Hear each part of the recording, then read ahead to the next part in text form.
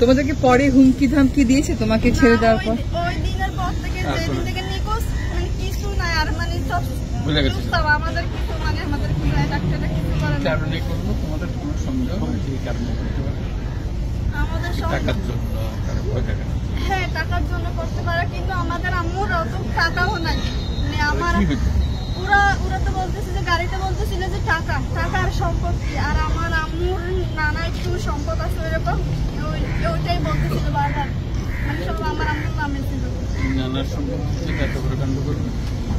আর আমাদের হচ্ছে একটা আমরা যেখানে থাকি বসত বিরাট ওইটার থেকে বেশিরভাগ হয়েছে ওইটা আমরা চুড়ো থাকতে এনে একটা কেস চলতেছিল আমাদের ওইটা নিয়ে ওই সূত্রে মানে হ্যাঁ আমরা হচ্ছে ওদেরকে সন্দেহ করি কারণ আমাদেরকে যেভাবে ধরছিল আমার বাসায় জানে না কিন্তু ওরা মানে এফবিতে পোস্ট দিছে যে রেবি ম্যাডাম আটক হয়েছে কিন্তু আমাদের বাসায় শুদ্ধ জানে না ওদের থেকে জানছে আমাদের বাসায়।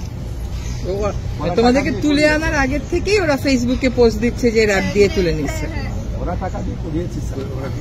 আর হচ্ছে আমাদের যেই বসত বাড়ির যে মামলা চলেছে ওর বাইকটা হচ্ছে র্যাব 2 তে ছিল তখনকার হ্যাঁ ওই র্যাব 2 তে ছিল। নামটা কি? তোমার নামটা বলো। আফসানা নুরি আলিয়া। তোমার তখন বয়স কত ছিল? আমার মায়ের নাম হচ্ছে রেজিয়া বেগম রেবি তখনকার 39 বছর ছিল। কত সালে তোমাকে নিয়ে? 2015 সাল 9 মাস 22 তারিখ। বাবা আছেন? জি আমার বাবা আছে।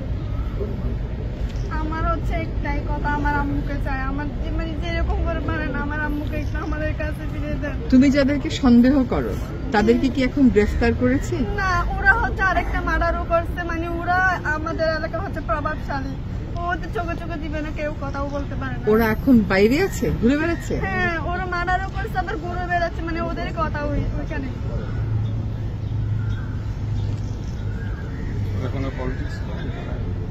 হ্যাঁ ওরা পলিটিক্স করে আওয়ামী লীগের।